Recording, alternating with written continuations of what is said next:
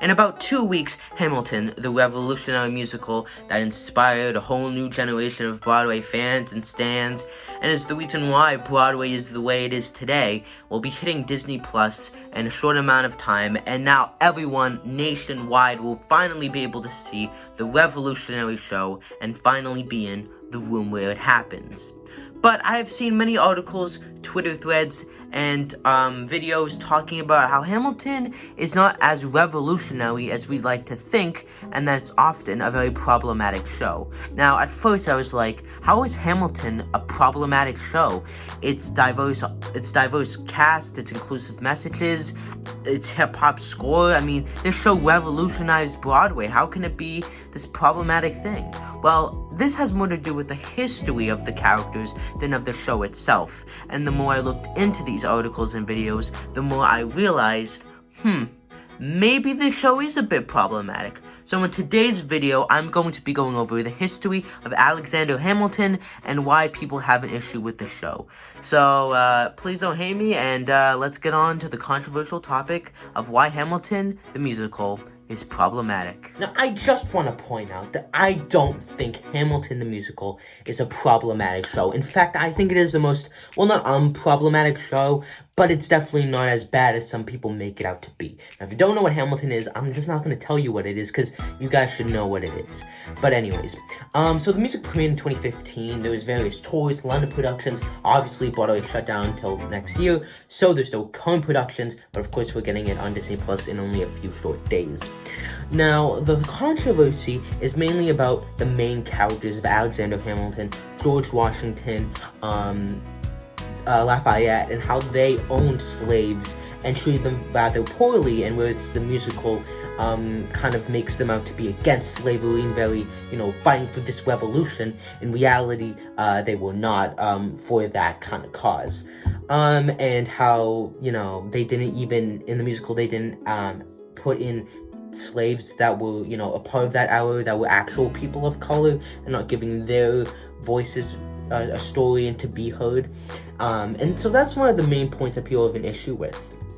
And also about, I saw a Twitter post saying, if we are going to tear down statues of these people like George Washington and who owned slaves and did some terrible things, why should we be supporting a Hamilton show that is praising these historical figures?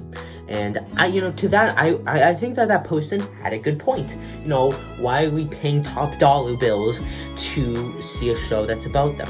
Well, the thing is, I think the musical portrays them as very flawed characters, and they're definitely not, these heroic people. And I think that Hamilton as a show is much more than just characters. These statues are just of the people. I think the ideas that Hamilton puts forth that are very progressive and liberal and talking about inclusion and immigrants, we get the job done, these amazing messages, I think overcome the characters' backstories. And I think the reason why the creatives, didn't put slaves as one of the key points in the storyline is, again, you're trying to make a dramatic structure, and again, I think it'd be kind of weird if you kind of, had main characters that you were rooting for, but that also owned slaves, and I definitely don't think that was, the main point of the story they were trying to convey. But I definitely do think that criticism at them not addressing that and kind of, I would almost say Disneyfying it, I understand the criticism. I understand why people are upset about it, about using people of color as these historical figures to kind of forgive their more traumatic, evil pasts, and kind of using hip-hop and rap to appeal to the upper class, and that we've been through the struggle, and we understand it, when in reality they don't. And that's why it's got so much praise, is because the hip-hop is kind of appealing to the white people that want to be a part of that culture and want to kind of be, cool and all that stuff. And again, these are all points that were raised in the article. These are the points I'm making. And to those points, I say that I don't necessarily agree with that. I think that, the people of the whole premise is it's a story about America told by America today. And I think that, I love that idea that, you know, these historical figures don't have to be the race that they were in the past. And Hamilton, you know, has given so many jobs and voices and spotlights to Black and brown and Hispanic, and Asian, Chinese, all races that aren't white, roles in a major blockbuster show. You know, it's one of the few Broadway shows that has like an African American, like dark-skinned actor of color as the lead role, which I think is amazing. And so I understand that I understand the criticism of them not addressing the pasts of these characters and that they own slaves, and why are we tearing down statues of these people when we're, you know, loving them and paying top dollar to see a musical about them, and, you know, using the diversity as a kind of a way to just kind of forgive their actions, and using hip-hop. I understand all of those criticisms, and big shows like Hamilton, Phantom, Wicked, Evan Hansen, there's always a key thing that people can criticize, and that's what happens with big Broadway blockbusters that are huge best musical winners, is people tend to find stuff to criticize about them, and they're not perfect shows. But I definitely do think, again, that Hamilton, the musical, does not portray these characters as, you know, clean-cut, doesn't make any mistakes. They were very flawed characters that aren't, like, you know, meant to be perfect. And I think that Hamilton, again, the statues are only the people. You know, Hamilton has the people in them, but they give them so much backstory and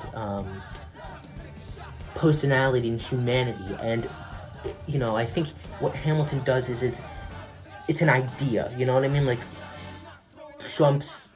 Donald Trump's a person, but his rhetoric, the ideas and his messages are far more powerful than him as a person, because the people that support him take those ideas, those messages, and they spread them. And so Hamilton's kind of the anti-Trump in that, you know, their messages of inclusiveness, diversity, immigrants who get the job done, fighting for slavery, the revolution, you know, huge quotes that have now become a part of the Black Lives Matter movement. Like, this is not a moment, it's a movement. You know, these huge quotes. So I think that the ideas and the quotes and the political agendas that Hamilton is pushing for is very much anti-Trump, and it's very much anti what these founding fathers stood for.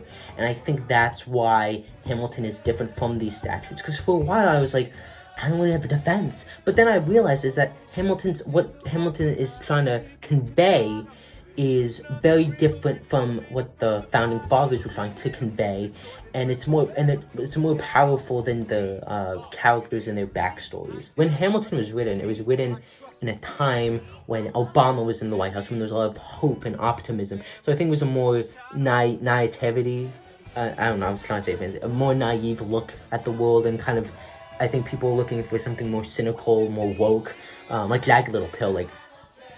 I think today's crowd is very cynical and very much like, you know, screw the establishment, screw the people that made this. And I think that's why people might not like Hamilton, is because it's kind of celebrating the establishment that was built, but the establishment that these people built was not a good establishment.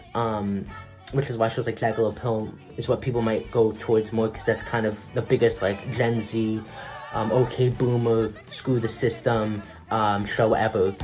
I guess that's the end of the video. I just wanted to address those kind of common criticisms of the show. Obviously, Hamilton is going to be loved by everyone. These big shows aren't. But I'm excited for it to come out to Disney+. I cannot wait for it. Like, subscribe, and comment. And I will see you guys in the next video. Peace.